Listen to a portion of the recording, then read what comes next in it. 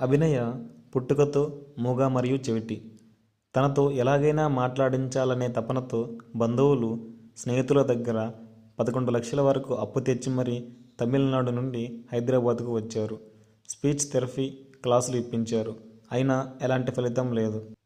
అభినయ పేరుకు తగ్గట్టే అభినయంలో టాప్లో ఉండేది. అందుకే తన 7th క్లాస్లోనే తనకు ఓ తమిళ సినిమాలో నటించే అవకాశం దక్కింది.